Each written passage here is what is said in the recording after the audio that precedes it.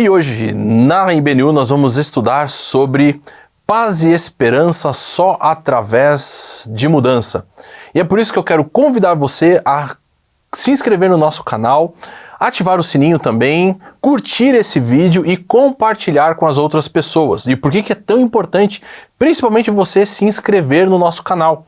Porque todos os dias nós temos vídeos novos para abençoar a sua vida de forma gratuita do nosso coração para você. Então, se inscreva no nosso canal, curte, ativa o sininho e compartilhe.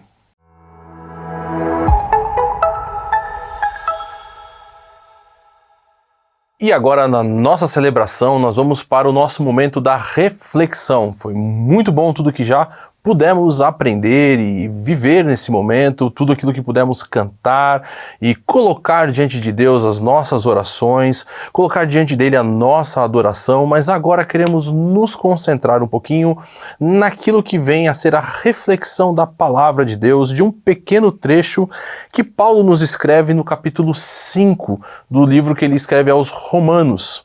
E o tema da nossa reflexão hoje é paz e esperança só através de mudança. E o que nós queremos basicamente colocar para vocês nesta manhã é o seguinte: nós estamos hoje no dia 9 de janeiro de 2022 e talvez, mesmo com esse pouco tempo que este ano de 2022 aconteceu, talvez algum pequena chama ou pequena questão de desesperança já pode estar entrando no seu coração.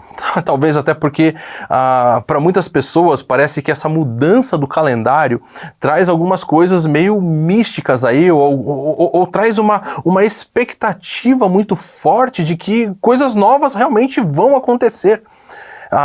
É impressionante a gente perceber, por exemplo, como que porque o calendário vai mudar, né, o ano ali vai mudar, as pessoas começam a fazer já uma grande lista de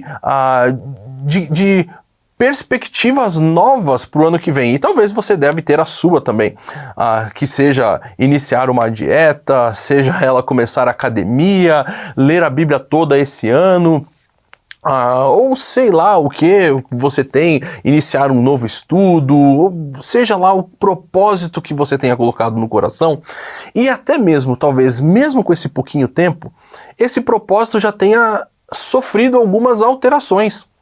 De repente ali, aquela ideia de começar a academia ainda não aconteceu, não fui até a academia para ver valores e me inscrever, talvez a dieta ainda não começou a rolar, na verdade a segunda-feira que vai começar ainda não chegou e a coisa vai sendo colocada e empurrada mais para frente, até que chega um momento de certa desesperança. E uma das coisas características desse tipo de relação é exatamente o fato de que nós queremos mudança nas nossas vidas pelos nossos próprios esforços. Nós entendemos que nós vamos então alcançar e vamos mudar a perspectiva porque nós tomamos uma decisão ali de que, de forma talvez até mesmo consciente, não, eu preciso mudar a minha questão de atividade física e pronto, eu vou mudar. Mas quais são as questões que precisam realmente acontecer para que isso se torne verdade?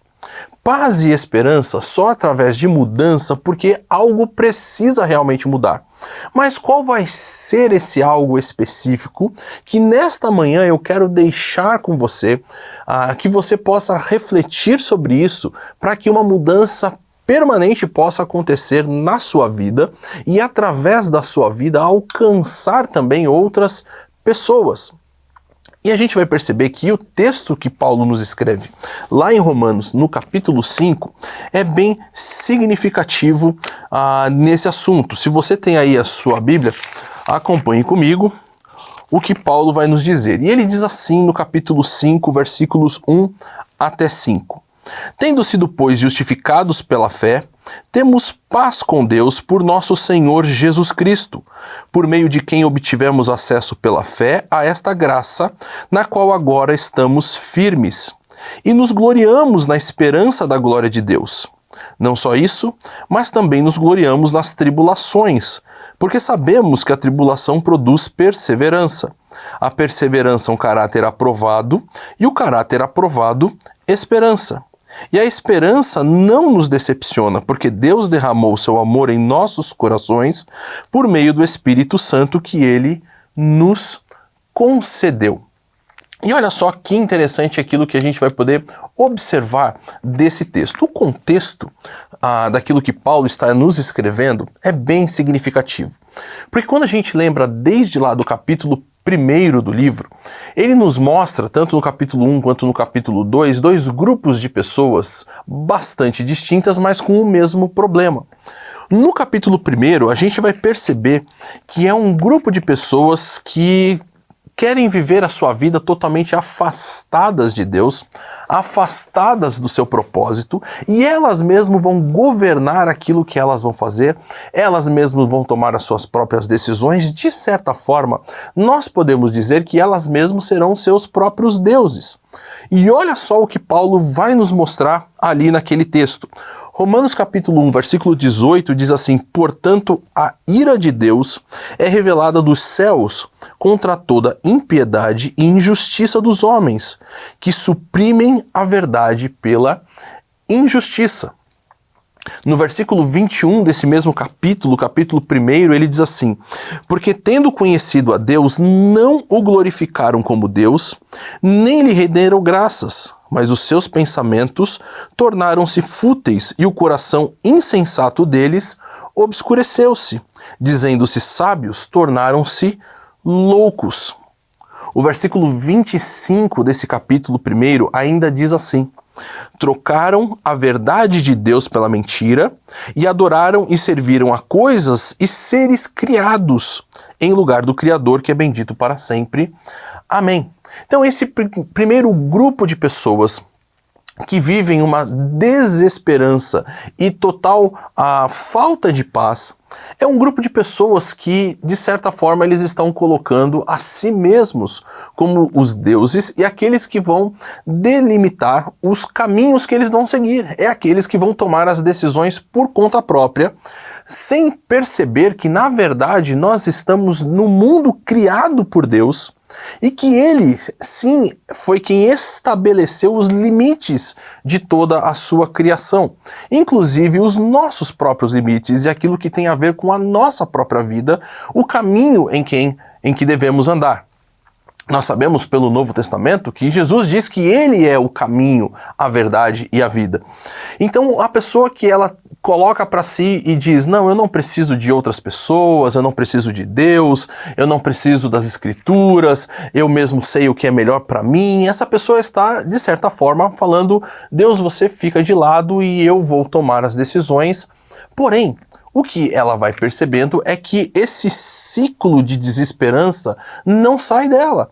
Por quê? Porque passa ano e entra ano e as coisas não mudam de fato. As coisas continuam sendo um mesmo contínuo de nada. Inclusive nós temos aí dentro da própria ideia da filosofia o absurdismo. De pessoas que falam: não, toda a vida é um absurdo, não tem nada do que possa ser útil e que a gente possa aproveitar da vida. Não vale a pena viver. E aí então essas pessoas começam a cair numa situação bastante delicada. Mas tem um segundo grupo que também é apresentado aqui na carta aos Romanos, que a gente vai ver a partir do capítulo 2. O capítulo 2, ele diz assim no versículo 1: portanto, você que julga os outros é indesculpável, pois está condenando a si mesmo naquilo em que julga, visto que você que julga pratica as mesmas coisas. Sabemos que o juízo de Deus contra os que praticam tais coisas é conforme a verdade. Assim, quando você, um simples homem, os julga, mas pratica as mesmas coisas, pensa que escapará do juízo de Deus? Nós temos um segundo grupo, que é aquele grupo extremamente moralista.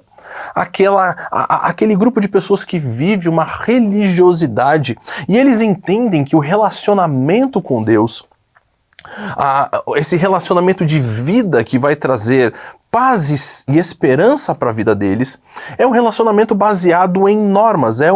A vida deles é um eterno checklist de coisas que eles têm que fazer. E aí então eles têm lá, eu tenho que fazer 15 minutos de leitura da Bíblia no dia, então eu vou lá e fiz o meu checklist, fiz 15 minutos. Se esses 15 minutos eu aprendi alguma coisa sobre um relacionamento com esse Deus que quer se relacionar comigo ou não, não tem tanta importância. O que importa é ter feito aquilo. Esse é aquele grupo de pessoas que muitas vezes entende que na verdade ele tem algo a contribuir para a sua própria salvação.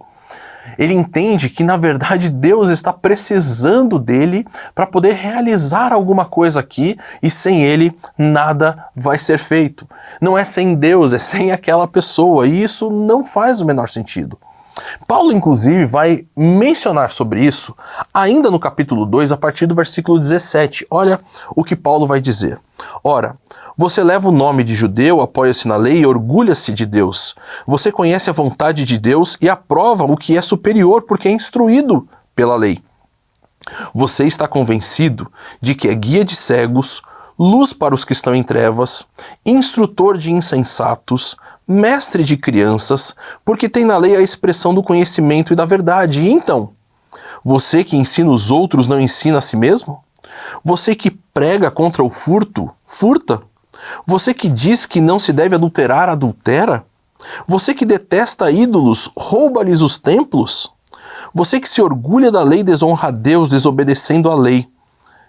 Pois, como está escrito, o nome de Deus é blasfemado entre os gentios por causa de vocês. Olha só, então, o que Paulo vai nos mostrar nesse texto do capítulo 2. Que essas pessoas tinham um grande orgulho e elas achavam, nós somos então o povo escolhido, eu sou alguém escolhido e eu tenho um relacionamento com Deus, eu tenho a lei, eu tenho os profetas, eu inclusive sou a pessoa apta para ensinar os outros aquilo que elas devem viver e como elas devem se relacionar com Deus. Porém, toda essa religiosidade era extremamente vazia. Era uma religiosidade de obras feitas pelo esforço próprio e não necessariamente obras do fruto do Espírito no coração daquela pessoa. E isso, gente, é muito importante porque é o grande divisor de águas daquilo que vai ser a nossa vida. Nós vamos viver segundo as obras da carne ou segundo o fruto do Espírito. Ninguém está dizendo que na nossa vida e na nossa relação com Deus nós não vamos fazer coisas. Mas qual é o entendimento que eu tenho a respeito daquilo que eu faço? Será que é um entendimento correto? Vindo através da perspectiva de que Deus e o seu Espírito Santo estão agindo em minha vida, ou eu faço isso porque eu posso, eu faço isso porque é isso que vai garantir a minha entrada no céu e o meu relacionamento com esse Deus.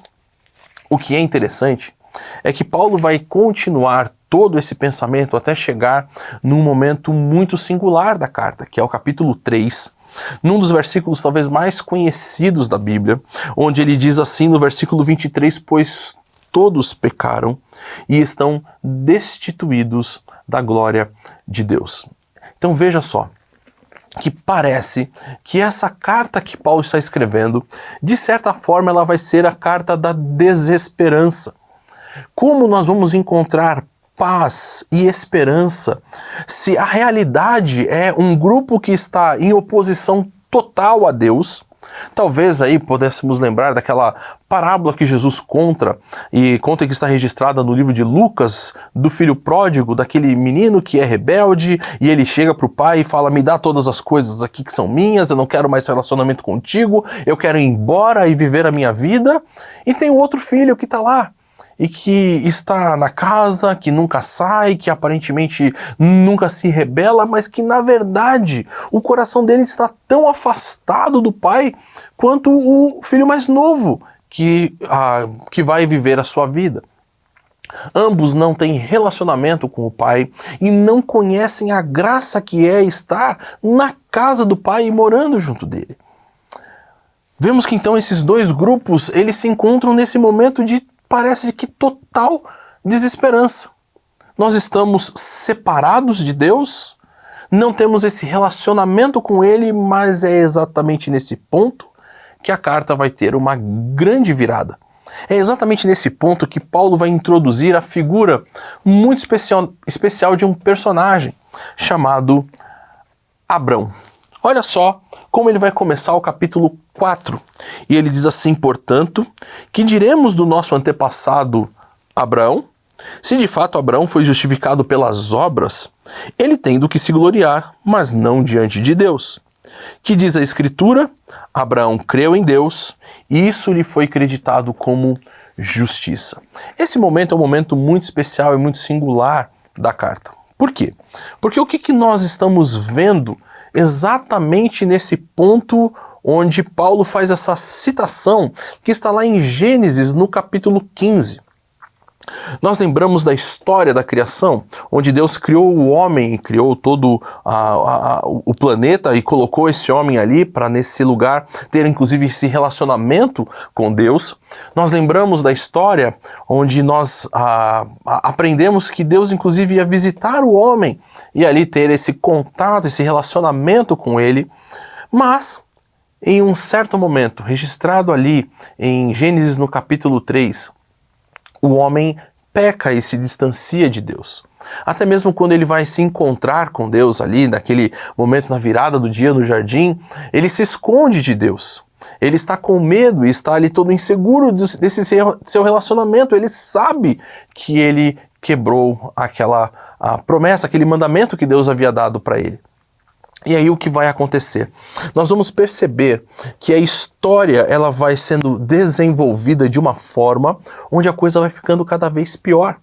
Logo no capítulo 4 nós temos a história de Caim e Abel, onde um irmão mata o outro irmão num ato de aparente relacionamento com Deus, porque ambos vão fazer um sacrifício.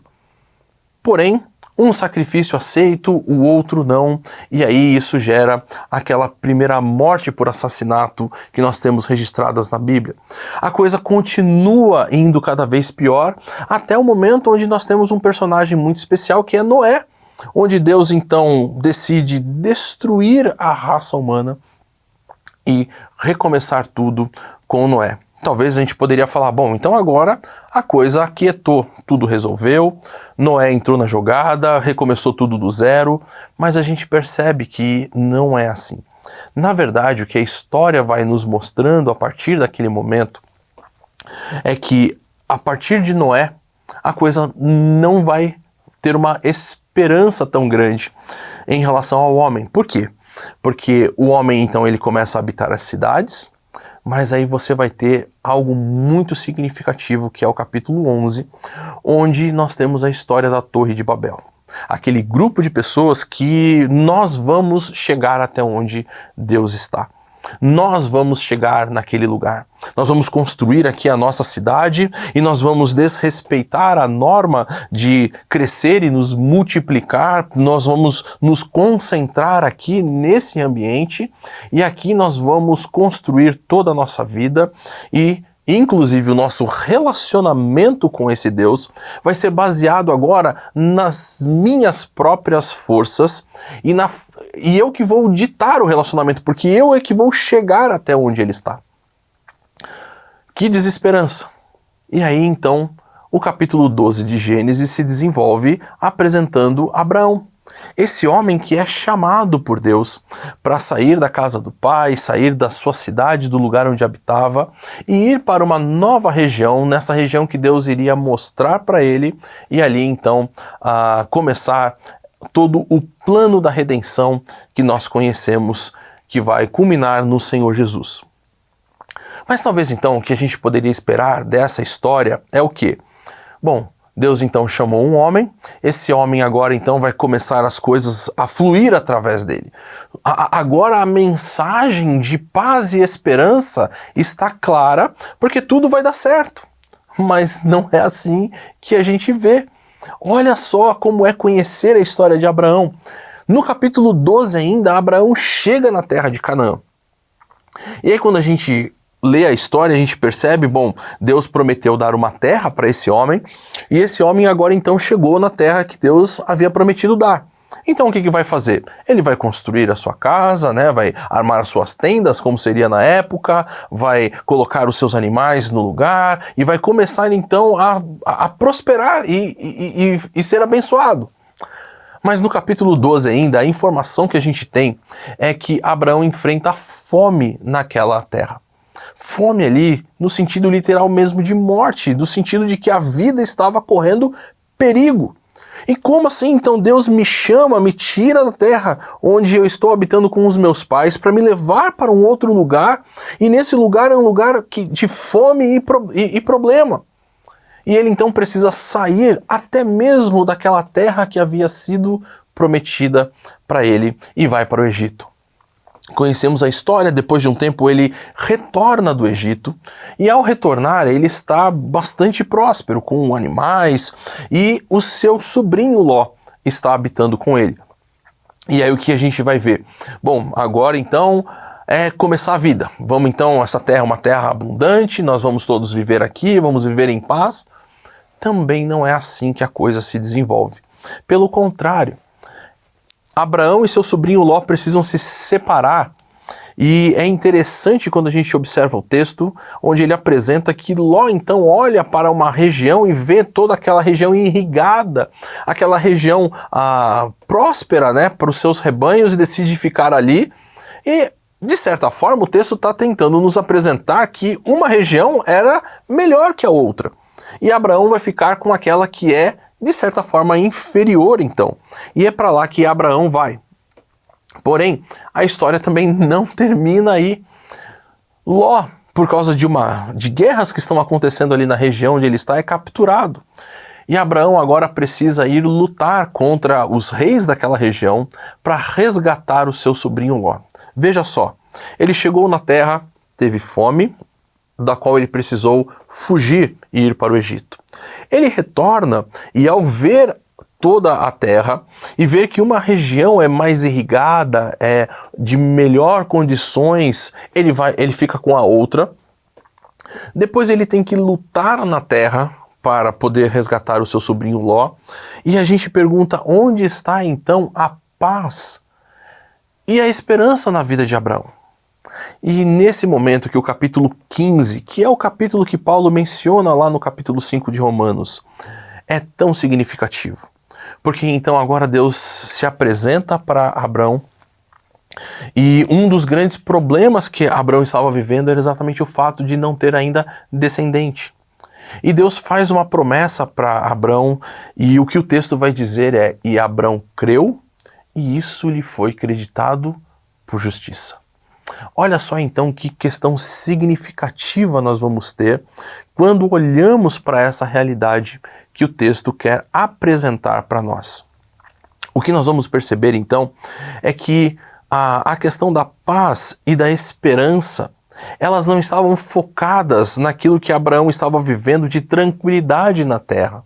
Não estavam focadas até mesmo em estar vendo as promessas sendo cumpridas, mas estava focada exatamente na esperança que a fé produz no coração daquele que entende as promessas de Deus para a sua vida.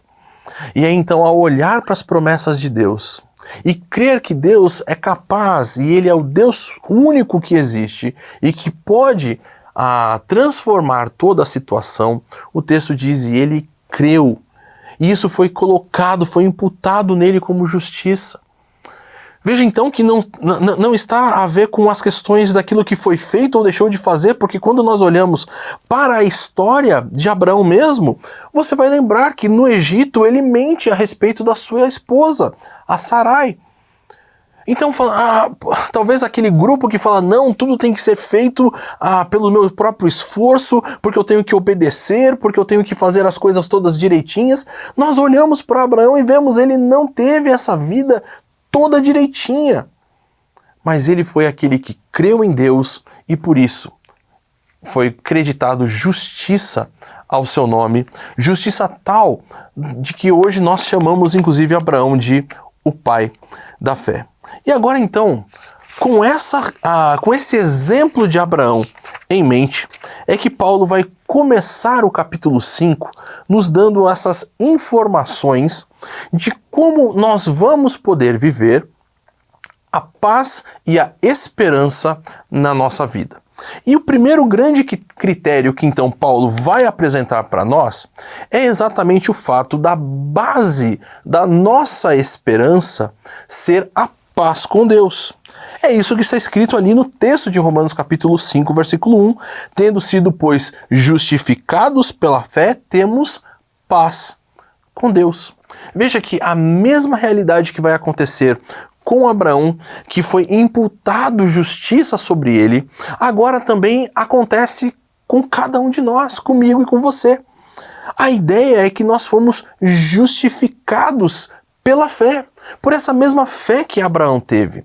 Não a fé que está vendo o resultado, e aí então eu falo assim, bom, já que eu vi que a coisa aconteceu, então agora eu creio. Não, é a fé da mesma forma como Jesus disse para Tomé. Bem-aventurados aqueles que não vão ver, mas vão crer nas minhas obras. Que impressionante é essa realidade.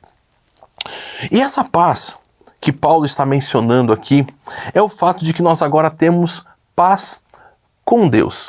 O apóstolo Paulo, também lá no livro de Filipenses, ele fala da a paz de Deus que excede todo entendimento. Mas não é esse mesmo tipo de paz agora aqui a qual ele está falando. Lá em Filipenses ele está falando sobre essa situação de um coração que mesmo dentro das adversidades está tranquilo porque está guardado em Deus. Mas aqui ele está falando de nós termos paz com Deus. A realidade é de que nós estávamos literalmente em guerra contra ele. Nós estávamos contrários a ele. Seja pelo fato de estarmos como aquele primeiro grupo que se afasta totalmente e diz eu não quero você na minha vida, ou talvez por fazer parte do segundo grupo que acha que vai ter o relacionamento com Deus baseado nas suas próprias ações, nos seus próprios méritos. Paulo está dizendo que esses dois grupos não só estão errados, mas esses dois grupos estão afastados de Deus. Eles não têm condições de estar novamente em paz com esse Deus que criou o mundo para ter esse relacionamento íntimo e pessoal com a sua criatura, comigo e com você. Essa ideia de paz com Deus é exatamente o fato de que agora, nós que éramos inimigos, agora nós nos tornamos amigos dele. E temos um relacionamento íntimo e profundo. Se você lembrar daquilo que nós lemos lá no capítulo 1, versículo 18, onde ele diz que a ira de Deus é revelada contra a impiedade e a injustiça dos homens, olha no capítulo 5, a partir do versículo 9, o que ele vai dizer agora. Como agora fomos justificados por seu sangue, muito mais ainda por meio dele seremos salvos da ira de Deus. Veja, aqui no capítulo 1 ele fala de um Deus que está irado com o homem, e agora ele está dizendo que nós fomos salvos dessa ira de Deus. Se quando éramos inimigos de Deus fomos reconciliados com ele mediante a morte de seu filho, quanto mais agora, tendo sido reconciliados, seremos salvos por sua vida. Não apenas isso, mas também nos gloriamos em Deus por meio de nosso Senhor Jesus Cristo, mediante quem recebemos agora a reconciliação. Essa é a paz com Deus. E talvez você já deve ter experimentado alguma situação onde com alguma pessoa, talvez até mesmo uma pessoa querida para você, talvez uma pessoa de um relacionamento muito íntimo, aconteceu alguma coisa que isso foi quebrado, de que aquele relacionamento gostoso, íntimo, profundo, de companheirismo acabou. E em algum momento a reconciliação aconteceu. E vocês puderam novamente estar juntos e sair e de repente comer uma pizza, sei lá o quê. Mas como é gostoso poder estar junto com aqueles que nós gostamos, com aqueles que nós amamos e estarmos em paz com essas pessoas.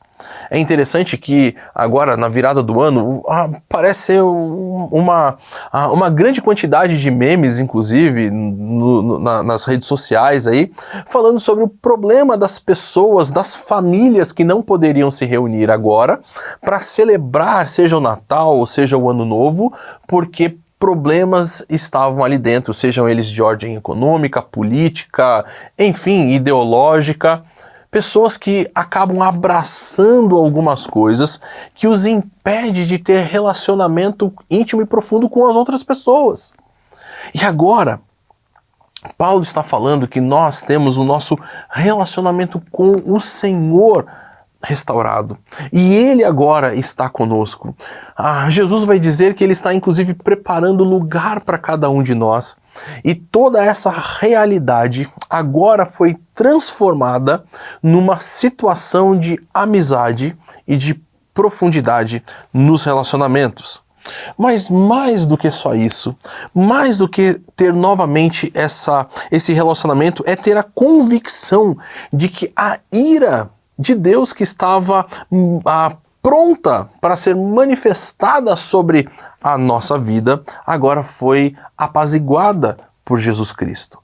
Agora ela foi cancelada toda essa ira e o relacionamento que existe entre nós e o nosso Senhor é um relacionamento de puro amor e proximidade. Isso, gente, é maravilhoso de verdade. Agora, como que tudo isso vai acontecer? O texto vai ser claro, onde ele vai dizer que é por nosso Senhor Jesus Cristo que isso acontece. É por meio dele, do Senhor Jesus, de quem obtivemos acesso pela fé a esta graça na qual estamos firmes. Então nós vamos ver que o acesso a uma vida de paz e esperança precisa passar pelo Senhor Jesus. Eu não sei se você já teve a expectativa de estar vivendo uma situação onde você percebia de forma clara, nítida, que era impossível para você resolver aquele problema. Onde você tinha a percepção total de que por mais esforços ou por mais que você tentasse resolver aquilo, seria simplesmente impossível de ser resolvido. Eu creio que praticamente toda a comunidade sabe que o ano passado eu contraí Covid, ali por volta do mês de março. Foi uma situação bastante delicada, onde não só dengue, mas também Covid, e eu fiquei realmente muito mal. E por diversas situações que eu estava vivendo naquele momento, eu não conseguia me internar. E literalmente a família estava sofrendo bastante com isso. Uma situação muito delicada na qual nós estávamos vivendo, até que veio alguém que chegou e falou assim: eu consigo uma vaga para o Dilean no hospital. E como eu sou grato a Deus pela vida desse meu irmão. Como eu sou grato por tudo aquilo que ele fez e pelo quanto ele foi usado por Deus ali naquele momento para resgatar a minha vida, para guardar a minha vida daquela situação. Era uma situação onde nós não tínhamos como resolver o problema. Mas então chega alguém e resolve pra gente. E essa é exatamente a situação que nós estamos vivendo para com Deus. A nossa situação era simplesmente impossível de ser solucionada. Mesmo que nós mesmos morrêssemos na cruz, ainda assim, isso não resolveria o problema. É por isso que precisou vir Jesus para dar a vida dele no meu lugar e no seu lugar, para que agora nós pudéssemos estar vivendo essa paz e essa esperança junto a Deus. A questão é a seguinte: como nós podemos ter um relacionamento íntimo com o Pai? E a resposta do apóstolo Paulo é pela graça. É a graça que vai nos dar essa possibilidade de ter uma vida totalmente renovada e transformada junto ao Pai. Então, se você acha que você pode viver a sua vida da forma como você mesmo quer e que você pode ter os seus próprias metas e objetivos, que você pode definir qual é o caminho que você vai seguir, ou se você acha que você entende que existe uma lista de normas e essa lista de normas é que vai te dar um relacionamento com o Pai, não é assim que funciona. O nosso relacionamento com Ele foi conquistado por Jesus Cristo na cruz do Calvário. E sem Jesus é impossível estarmos próximos ao Pai. E é por isso que eu quero, nesse momento, convidar você a avaliar a sua vida, a realmente pensar em como está a base e o acesso à paz e esperança na tua vida. Será que você entende realmente que você tem Jesus como esse acesso único a essa vida de paz e esperança? Ou será que no fundo, apesar de eu saber dessas questões que a Bíblia ensina, eu continuo achando que eu tenho que realizar isso, eu tenho que fazer aquilo e que eu posso até dizer, Senhor, ora, nesse momento o Senhor pode descansar um pouquinho porque deixa comigo que isso aqui eu mesmo resolvo. Se a vida está assim, talvez você ainda não tenha entendido todo o sacrifício maravilhoso e grandioso do Senhor Jesus Cristo por mim e por você na cruz do Calvário. Agora, ter essa vida de paz e esperança, ela não é uma vida mística. Ela não é uma vida que deve ser vivida somente de um devaneio pessoal e particular. O que o apóstolo Paulo vai dizer é que nós estamos firmes. Continuando ainda o versículo 2, e mais, ele diz assim, e nos gloriamos na esperança da glória de Deus. Deus é o Deus da glória. Essa glória não vai ser uma glória futura. A glória de Deus não é uma glória que vai depender de se ele vai vencer ou não no final, porque ele é o Deus vitorioso, ele é o único Deus. Então, a base que nós temos para poder pensar sobre isso é que a realidade dessa esperança é verdadeira. Por quê? Porque ela não está focada nos meus próprios méritos, nem naquilo que eu estou vendo como glória ou como realização. Mas ela está focada na glória de Deus, que é um Deus de glória eterna. É interessante se você observar bem o contexto geral aqui do capítulo 5, porque nós vamos perceber que todo o processo da salvação está exposto por Paulo aqui nesse pequeno texto. Nós somos justificados, ou seja, nós somos salvos da condenação do pecado. O processo de santificação, que é esse processo de relacionamento com Deus, onde depois lá no capítulo 8, inclusive, Paulo vai dizer que nós fomos chamados para ser conforme a imagem desse Filho dele, de Jesus Cristo. Ela está contida aqui porque ele é o acesso para que eu possa ter essa nova vida transformada. E ao mesmo tempo aquele que nós chamamos também do terceiro aspecto da salvação, que é a glorificação, que é a esperança de que nós teremos o nosso corpo glorificado e agora não mais só salvo da condenação do pecado, mas também salvo da presença do pecado e da maldade na nossa vida.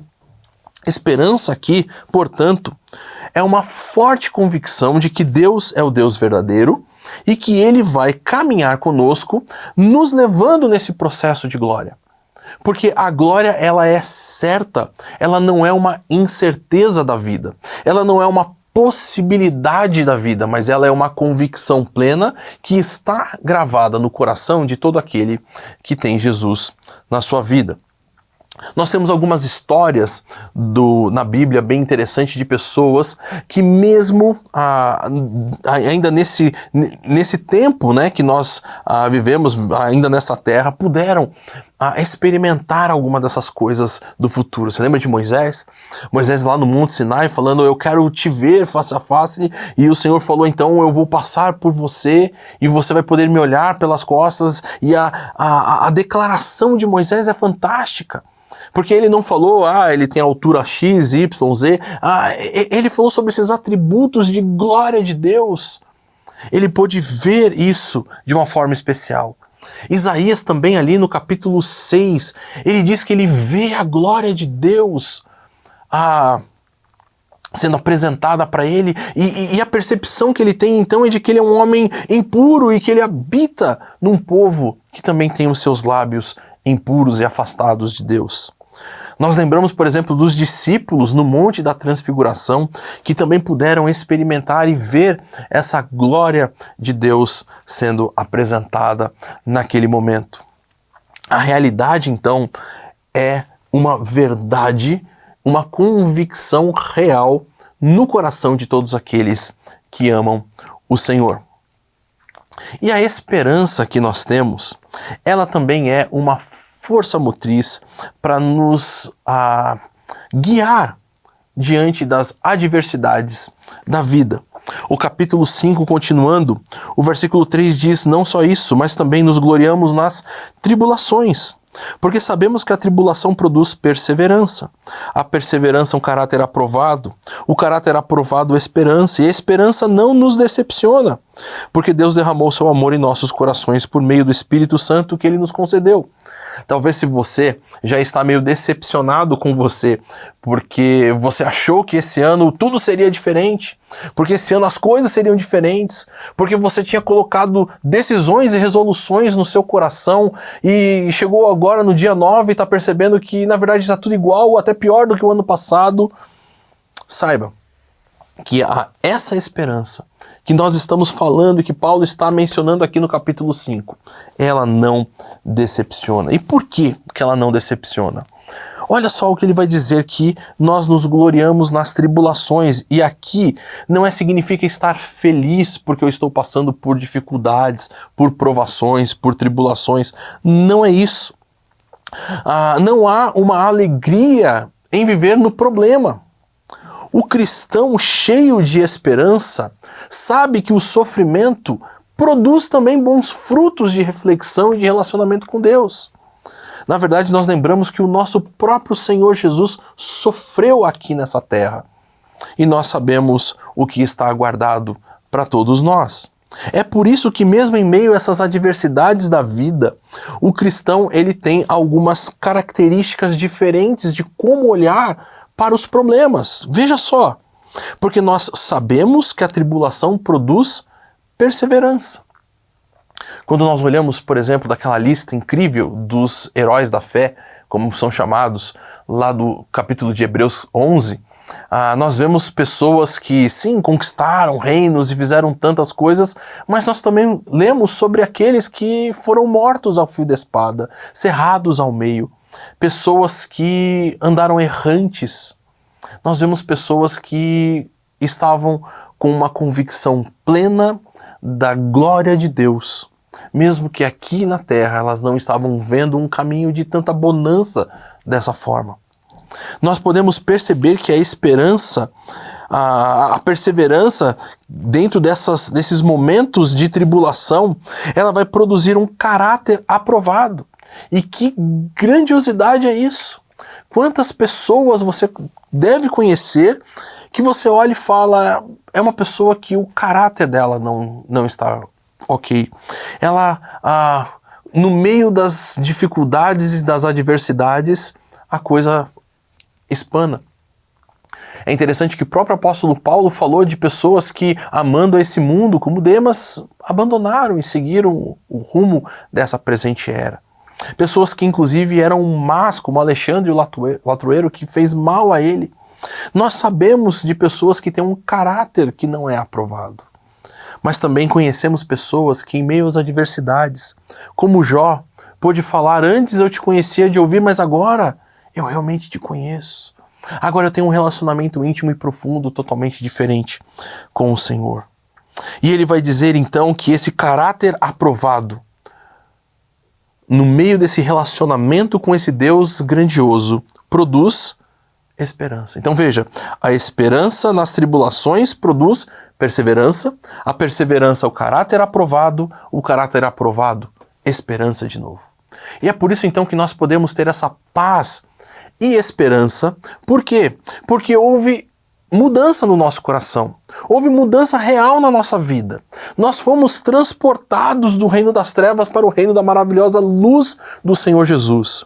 Nós agora somos amigos, nós fomos justificados pela fé e temos paz com Deus, e esse processo de mudança na nossa vida transforma totalmente a nossa forma de viver e nos impulsiona a viver com esse caráter aprovado. Pessoas que, em meio a talvez um grande número de dificuldades e desesperanças, mantêm firme a sua esperança, porque sabem em quem elas têm confiado. E que o seu coração, e que o meu coração também, possa estar firme nessa promessa, possa estar firme no Deus da esperança, e que tenhamos um feliz 2022. Deus te abençoe.